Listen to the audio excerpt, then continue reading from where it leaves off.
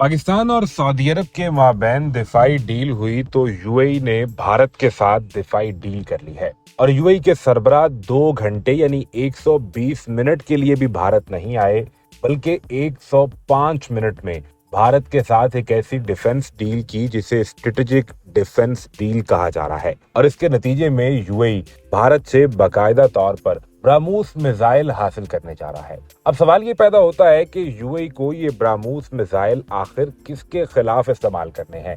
भारत ने मई 2025 की जंग में ब्राह्मोस मिसाइल का अपना पूरा डिपो पाकिस्तान के हाथों तबाह करवा लिया था, और अब यही ब्राह्मोस मिसाइल वो यूएई को देने जा रहा है। लेकिन यूएई को क्या सब्ज बाग दिखाए गए हैं, इस हवाले से अब बाकायदा तौर पर भारत के अंदर एक बहस का आगाज हो चुका है। यूएई दरअसल एक प्रेशर महसूस कर रहा है हाल ही में, जब सऊदी अरब ने वाज़ेह तौर पर यूएई को ये बतलाया कि हम आपकी तमाम हरकतों को जानते हैं। न सिर्फ ये बतलाया बल्कि शिप के ऊपर किए जाने वाले अटैक से ये भी बता दिया कि हम आपको मॉनिटर कर रहे हैं और हम ये भी जानते हैं कि आप कहां कहां मौजूद हैं और वहां से सप्लाई लाइन कैसे फराहम की जा रही है। लिहाजा यूएई को एक कदम पीछे तो हटना पड़ा, लेकिन साथ ही यूएई को ये भी अंदाजा हो गया कि अगर वो सऊदी अरब के खिलाफ चाहता है तो फिर पाकिस्तान के साथ होने वाली डिफेंस डील के नतीजे में यूएई के सामने पाकिस्तान भी होगा। इस जंग में पाकिस्तान आएगा तो तुर्की भी इस जंग में शामिल हो जाएगा।